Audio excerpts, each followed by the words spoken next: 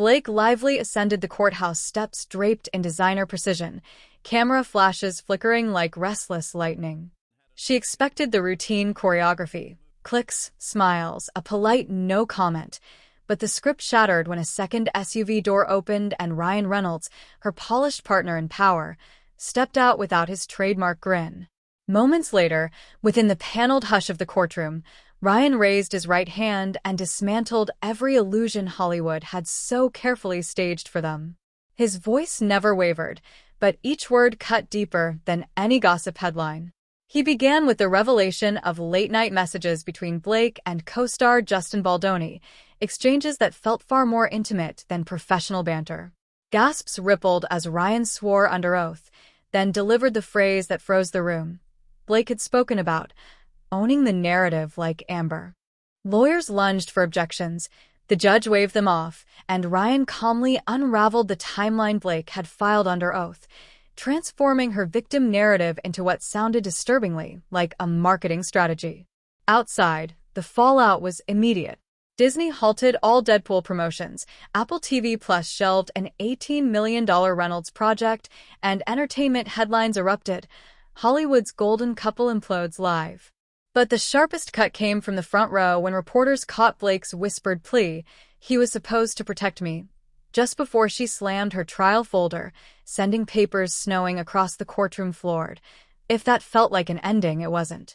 Ryan's sworn exhibits, screenshots, time-stamped emails, forensic metadata remained sealed. When they emerge, they'll test not only a marriage but whether Hollywood can still distinguish truth from performance. It all began, at least officially, with a filing no one saw coming. On a fog-draped December morning in 2024, Blake's attorneys quietly lodged a civil rights complaint in Los Angeles, accusing Her It Ends With Us co-star Justin Baldoni of persistent on-set intimidation. The language was clinical, detached, yet the entertainment press devoured it whole. Within 2 days, hashtags bloomed like wildfire, and gossip shows dissected every behind-the-scenes clip, searching for a glance, a hesitation, a flinch that might validate Blake's claims. By New Year's, the narrative had transcended the set entirely. Fashion partners drafted supportive statements, celebrities posted vague solidarity reels, and social media sleuths pored over red carpet photos, convinced they could pinpoint the exact moment friendship soured into betrayal, but skepticism simmered beneath the noise. Whispers in online forums suggested the complaint looked more like strategy than outcry. One viral comment captured the sentiment. It read like an Amber Heard starter kit. Then came January 30th, 2025, the procedural explosion. Baldoni fired back hard, countersuing for defamation in New York, dragging the conflict across state lines. A federal judge consolidated both cases into a single, high-stakes battleground where every message, every DM, every tear-stained voicemail could become Exhibit A. What began as gossip had evolved into interstate litigation, with millions and reputations at stake. Spring was expected to cool tensions, but instead, the heat intensified. Observers noticed Blake's upcoming podcast appearances quietly vanish.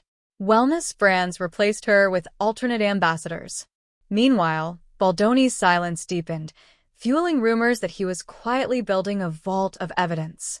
Industry insiders began calling the standoff Hollywood's Cold War, uncertain which side would strike first. The first true detonation arrived on June 9, 2025.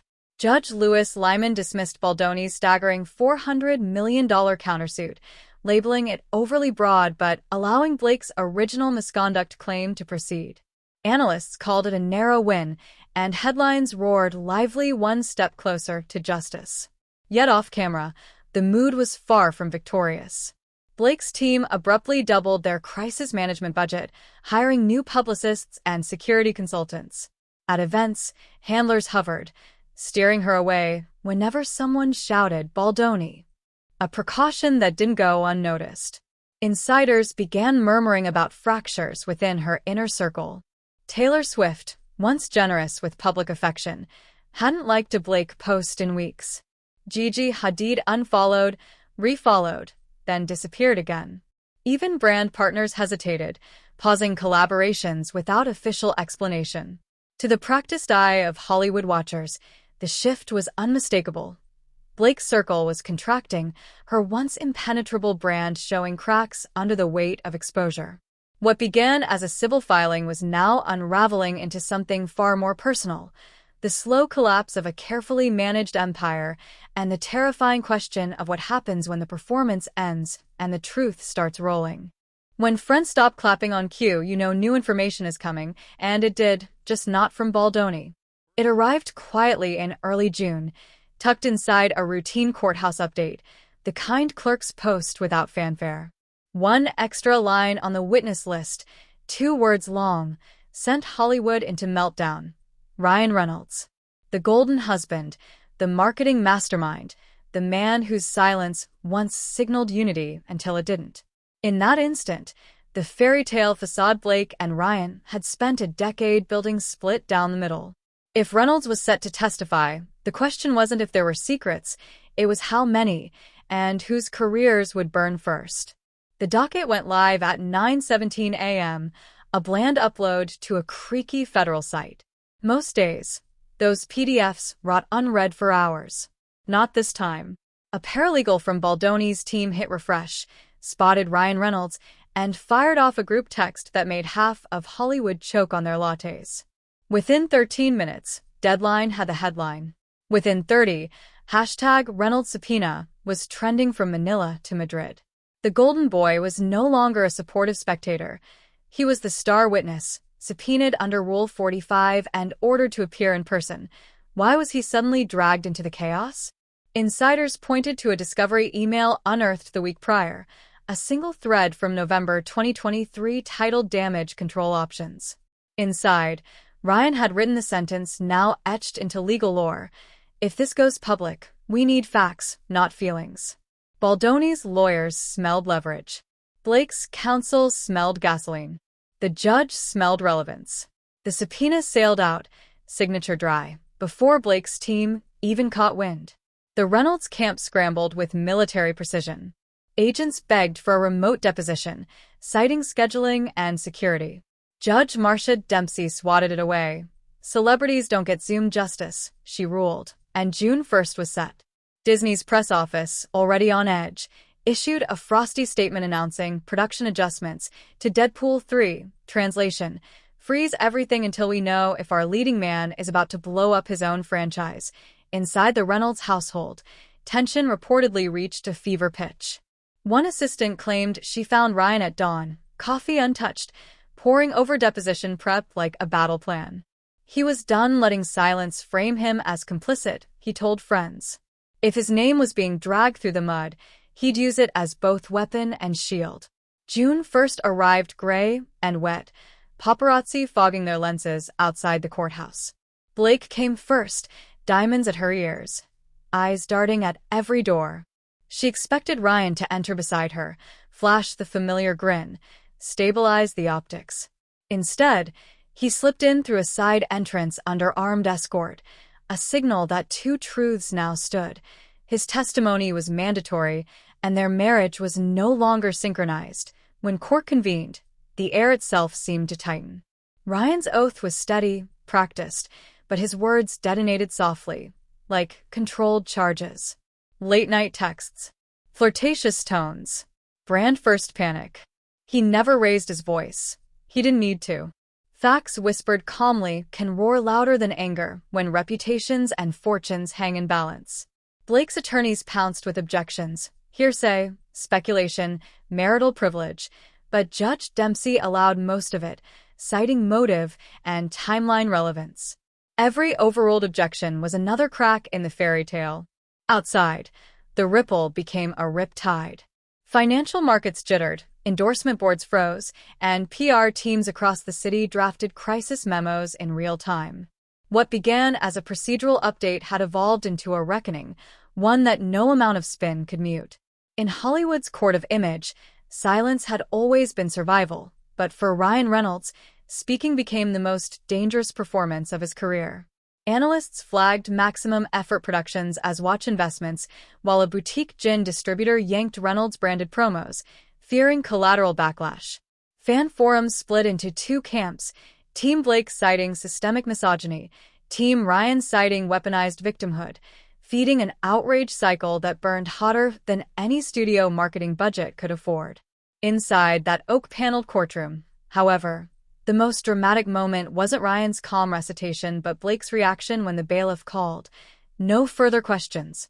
Her shoulders tightened, her jaw set like stone, and witnesses claimed she mouthed traitor, though the court reporter only noted inaudible. Either way, the rupture was now public record, etched into a transcript no PR firm could ever unpublish. As proceedings adjourned, reporters sprinted to find phone reception and blast breaking alerts. Hollywood's most camera-ready couple had split, not with a divorce filing, but with sworn testimony. And the real bombshells, Ryan hinted, were still sealed in digital exhibits, waiting for the next hearing. If the husband's words could shake studio boardrooms, imagine what authenticated screenshots might do. Up next came the leaked emails that turned courtroom murmurs into full-blown industry panic.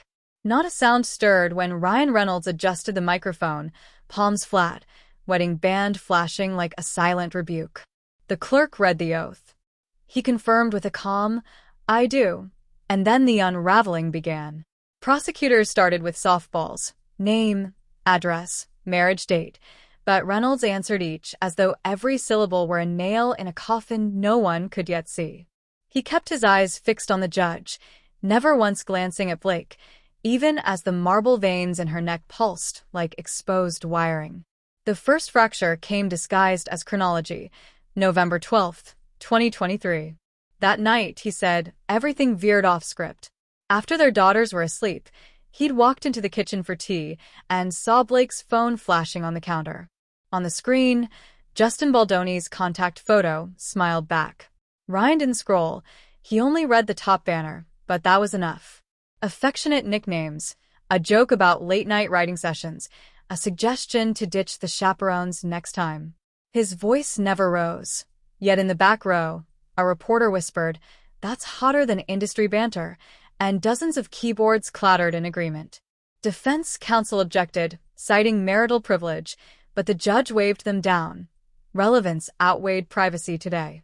So Reynolds continued, steady as drip-feed poison. Blake's panic began not with heartbreak, but with image calculus.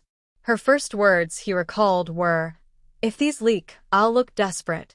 We must own the narrative." Reynolds leaned forward, telling the court he thought she was spiraling and suggested counseling.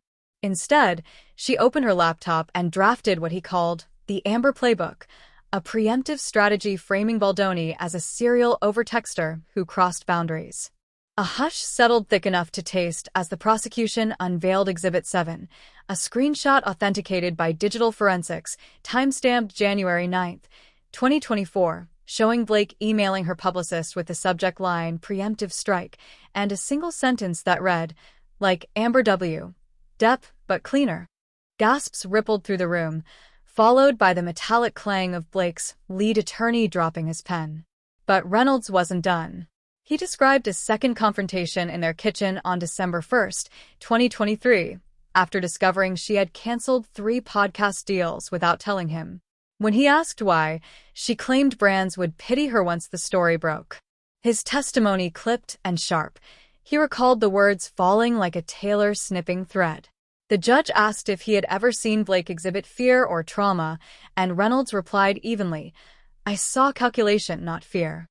Her anxiety, he said, was strategic, not emotional. Phones lit up across the press gallery as headlines wrote themselves in real time. The temperature in the courtroom dropped further when Reynolds detailed the financial fallout already hitting their household. Deadpool marketing frozen, an $18 million streaming series pulled, sponsors invoking reputation risk clauses. He methodically linked each cancellation to the growing noise surrounding Blake's allegations. It became clear, he sighed, that my silence wasn't protecting her. It was burying me. Behind him, Blake exhaled a brittle sob as defense lawyers regained their footing, challenging his credibility. "Couldn't anger or jealousy cloud your memory?" one asked. Reynolds didn't flinch. "Jealous, yes," he admitted, "but not delusional. The emails exist. The timelines don't match." And truth has a habit of surviving jealousy. The jury box, empty for pretrial hearings, seemed to lean in as the prosecution played its ace. Exhibit 12, an email chain between Blake and her publicist Stephanie Jones. If Justin leaks, we pivot, Blake wrote. Hostile set, power imbalance, trauma narrative. Let's tip a friendly journo first. The timestamp placed the email 4 days before she filed her formal complaint. The oxygen in the courtroom thinned until the bailiff cracked open a side door. Blake's team erupted with objections, foundation, authenticity, but the forensic officer confirmed IP addresses, server paths, and metadata in under a minute. Overruled, Judge Dempsey said, and reporters tweeted in real time. Stock in Reynolds' gin brand dipped 2% before lunch, but inside the panel chamber, the deeper collapse was psychological. Each new exhibit made the story less about Baldoni's alleged misconduct and more about Blake's alleged manipulation. When asked if he believed her complaint came from genuine distress, Reynolds' tone was surgical. I believe she feared losing control of her brand more than losing her peace of mind, he said. And fear can tempt anyone into fiction. The collective wince was audible. Even the judge paused, lips pursed, then ordered the record to reflect his exact words, a line destined to echo through entertainment law symposiums before nightfall. After 3 relentless hours, counsel finally concluded. Reynolds rose, buttoned his jacket, and walked out without a glance at his wife. In the gallery, someone muttered, "That wasn't testimony. That was euthanasia." Outside, cameras caught only his silhouette disappearing into gray drizzle, umbrella tilted like a shield. But the blows he'd delivered reverberated long after the door clicked shut. Blake's response came in fragments, 2 quivering breaths, a slammed folder, papers scattering like snow across the polished floor, and a whisper so soft yet utterly devastating. "He just killed my career." Her attorneys demanded an immediate recess, but Judge Dempsey's reply was ice. "Take a seat, counsel. The record stands." With those 5 words, a decade-long Hollywood fairy tale officially became trial fodder. The courtroom had barely recovered its breath when the clerk wheeled in 2 slim hard drives, digital dynamite sealed in bubble wrap. At 10:03 a.m., Judge Dempsey ordered them unsealed. The forensic team projected the first batch of emails onto twin monitors, raw, time-stamped, metadata clean, no tabloid watermark, no fuzzy redactions, just Blake's own words staring back at her like a mirror she could no longer tilt. It hit like a starter pistol. Exhibit 12, subject line. Own the narrative, draft 1. The date read January 9, 2024, 4 full days before Blake filed her formal complaint. In the email, she told her publicist Stephanie Jones, "If Justin leaks the flirty stuff, we pivot to hostile set trauma. Think Amber versus Depp, but tighter." Gasps skittered across the benches as a reporter whispered, "Did she really type that?" The forensic analyst confirmed the IP trail traced back to Blake's New York townhouse Wi-Fi. No chance of spoofing. A second email dated January 11th was colder, methodical. Blake laid out talking points, podcast tears, late-night panic selfies, sisterhood hashtags.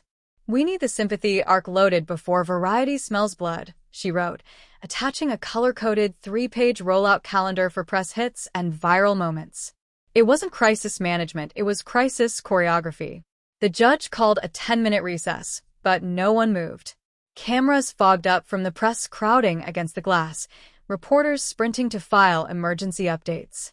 Social feeds detonated with screenshots, each hotter than the last. PR veterans compared the leak to a controlled demolition, only this time, the building's owner had wired the detonators to her own office.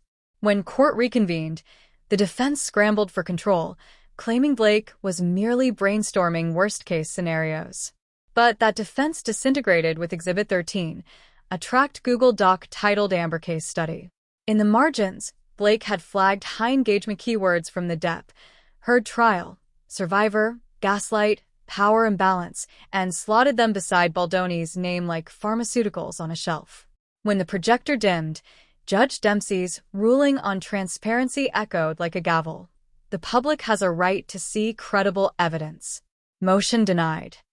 And with that, The full cash entered the permanent record, free for any outlet to headline, quote, or meme before nightfall.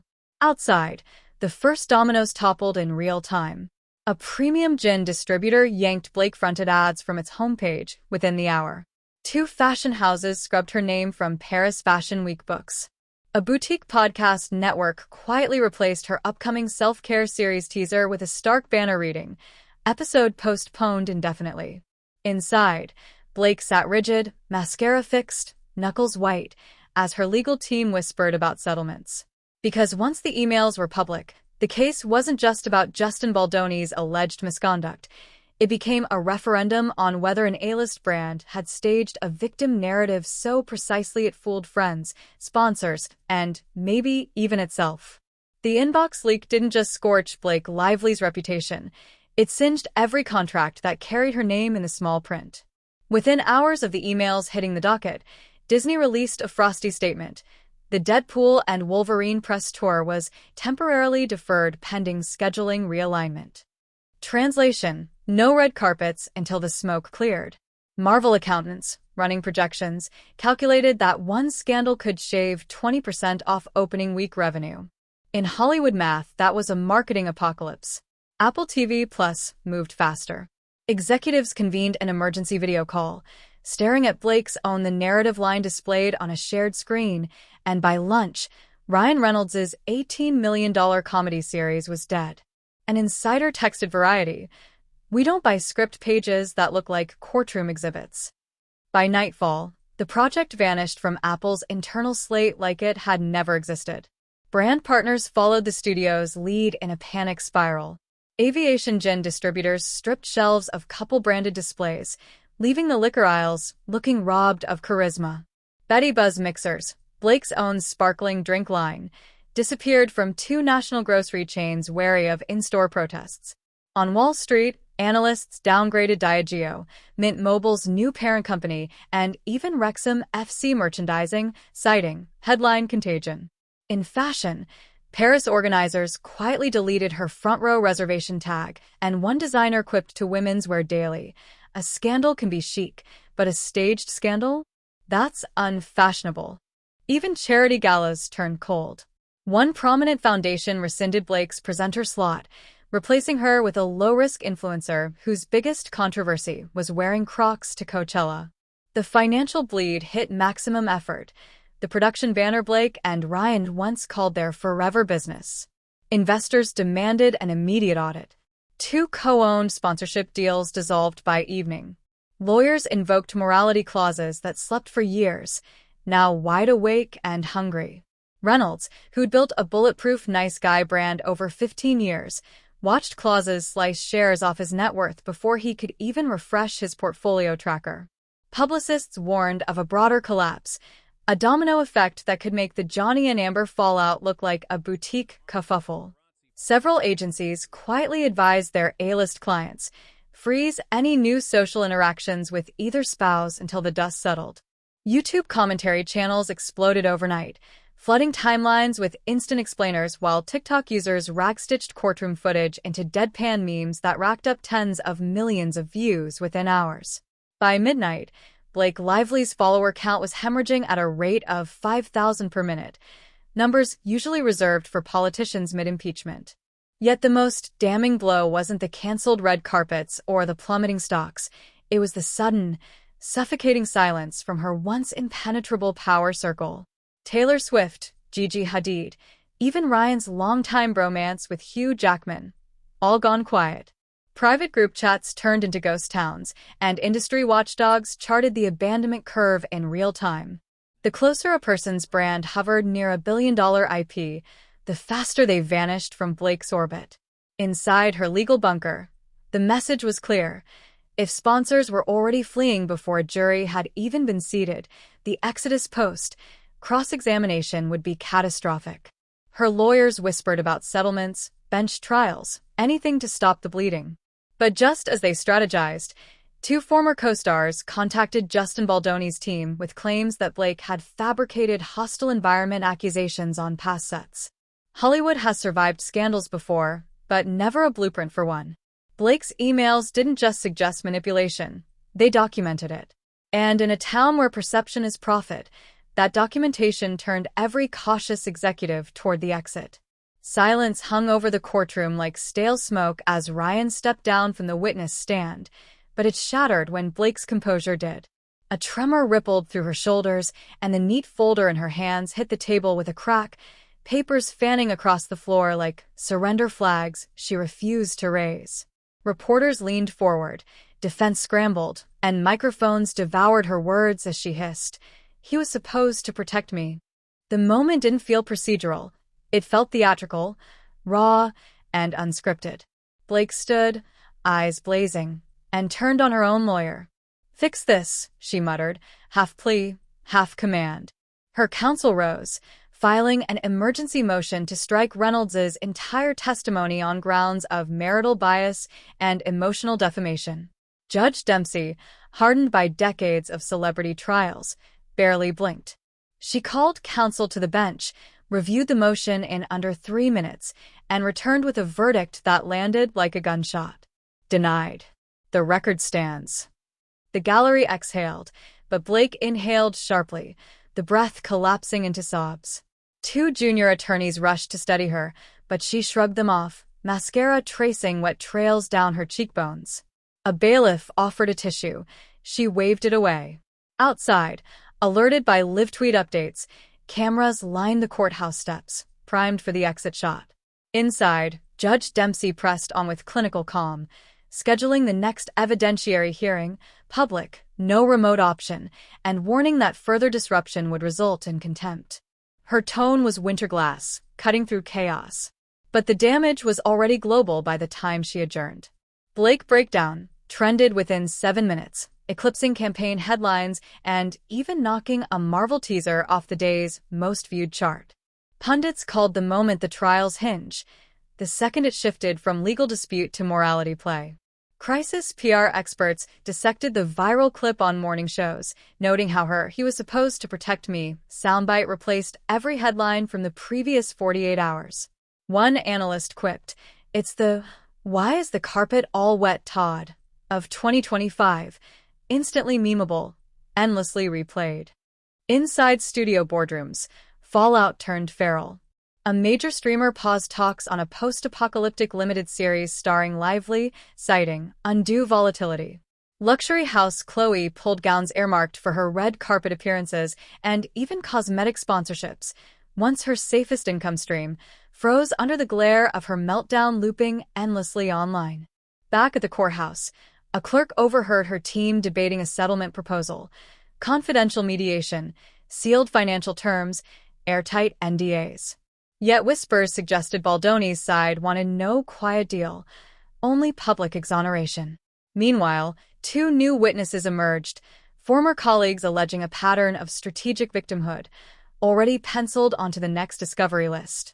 Sources close to Ryan confirmed he left via a side corridor, declined comment, and went straight to a midtown office where forensic accountants were dividing co-owned assets, preparing for separation. Once celebrated as Hollywood's most polished power couple, they were now dissolving in real time.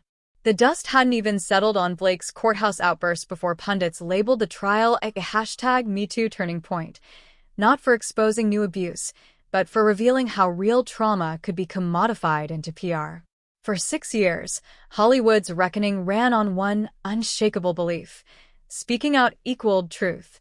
Blake's leaked emails jammed that pipeline, forcing audiences, studios, and advocacy groups to confront the unthinkable. What happens when the megaphone is used to sell a storyline instead of tell one? The tremor rippled outward fast. Agents warned clients to expect deeper background checks before signing on to any public misconduct claims. A-list publicists swapped memes of Blake's on the narrative subject line, half joking it now belonged in PR textbooks under worst-case scenario. Nonprofit watchdogs rushed to safeguard genuine survivors by drafting new vetting protocols so that real stories wouldn't drown in skepticism. Online, the discourse fractured into camps.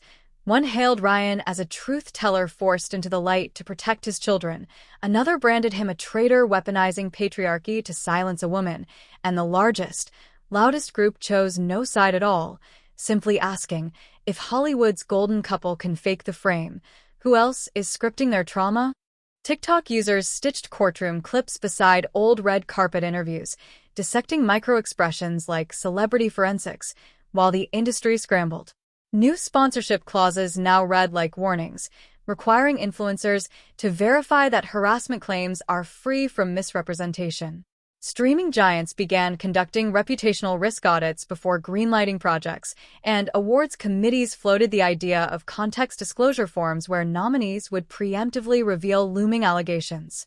Yet each safeguard bred a new moral dilemma.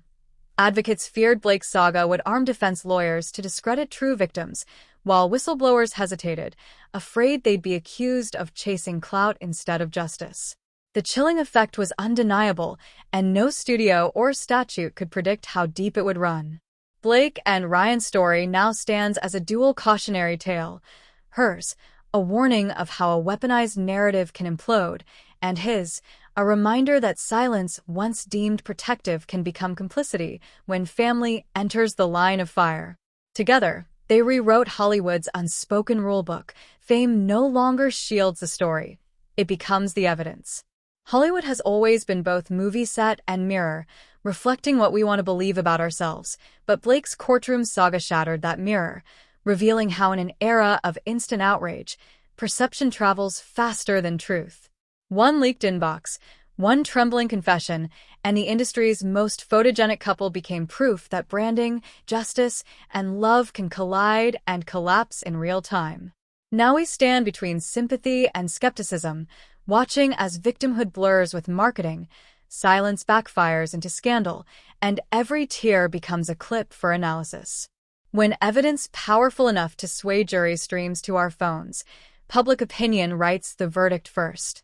Maybe Blake's scandal is a singular cautionary tale, or maybe it's the first fracture in a much larger illusion.